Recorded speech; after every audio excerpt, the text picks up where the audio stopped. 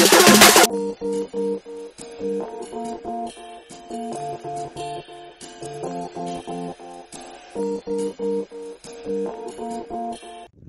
guys! Welcome to another vlog!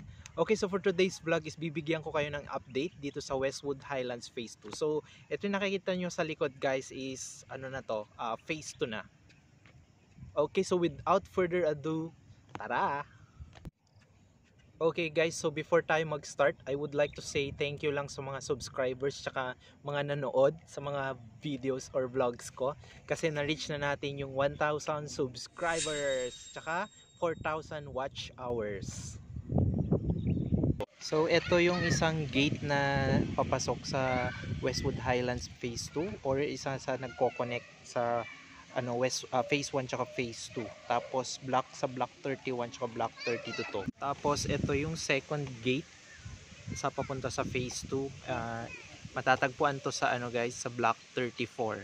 So as of now, or I think ito na talaga, yung unang gate tsaka second gate lang yung papasok sa Phase 2.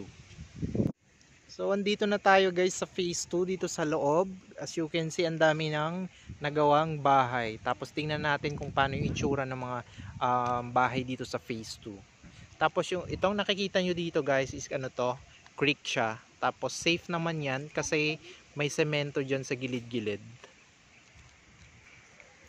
Ayan. I'm not sure sa development plan dito, pero I think mga 15 din yung mga blocks na magagawa nila dito.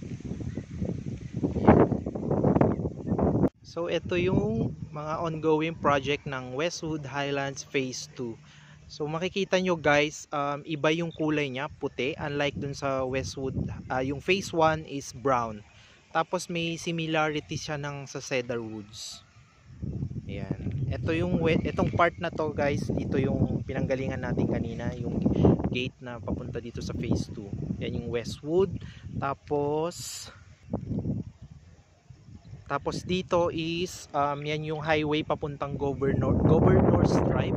Pero tsaka I'm not sure kung dito nila ilalagay yung pinaka main gate ng Westwood Highlands. Tapos dito sa bandang to, yung nakikita yung subdivision dyan is Tierra Vista dyan. Yan. Tapos dyan sa baba dyan guys is creek. Ganito yung mga style ng unit dito sa Phase 2 guys. So ayan. Ngayon makikita nyo walang mga construction workers ngayon kasi Sunday. Tapos hindi sila naglalagay ng barracks dito. Unlike sa dati sa Phase 1 is dun may barracks yung mga construction workers. So after trabaho nila, uwian talaga. Yan. Tapos I'm not sure kung ano yung lot and floor area nitong Phase 2 na to, pero parang mas malaki yung garahe sa guys, sa Phase 1. Dito parang medyo mas maliit siya ng onte. Ayan. Yan, tingnan natin sa loob.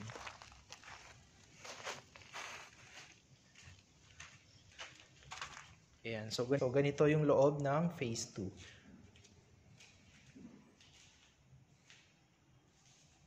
Ayan.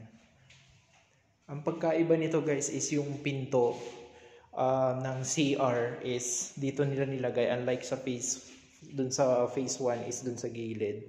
Mas maliit tong lababo. Ayan. Yung CR, tingnan natin.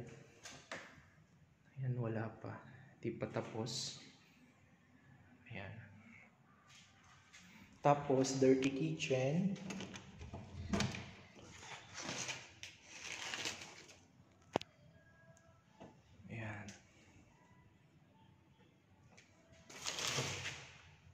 Tapos itong lababo, then pinakasala nila.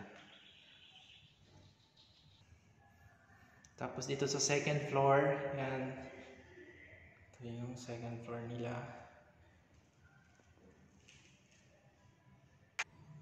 Itong pinaka part dito, yung stairway landing, mas maliit yung bintana nila. Ayan.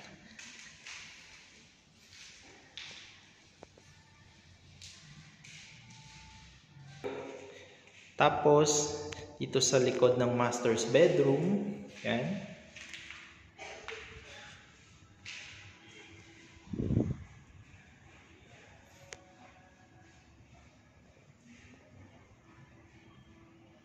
Tapos ito yung view pag nasa second floor ka. View ng garage. Ayan. Ayan guys, so kung sino yung mga aspiring or future homeowners dito, may idea na kayo kung ano itsura ng Westwood Highlands Phase 2. Ayan. Sunset, ang ganda. Ayan guys.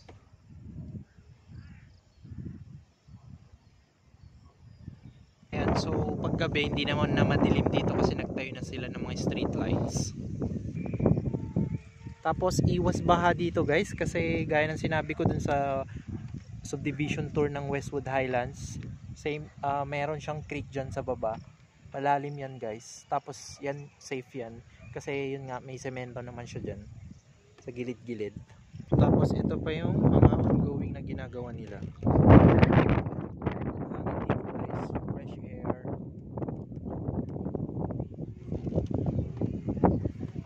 Ayan, so dito yung bakanting block pa. Tapos dito, bakante pa dito.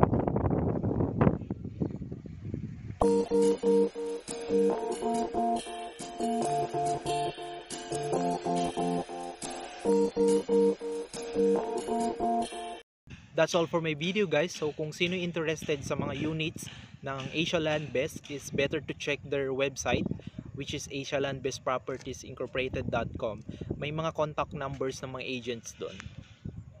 Continue supporting my channel guys.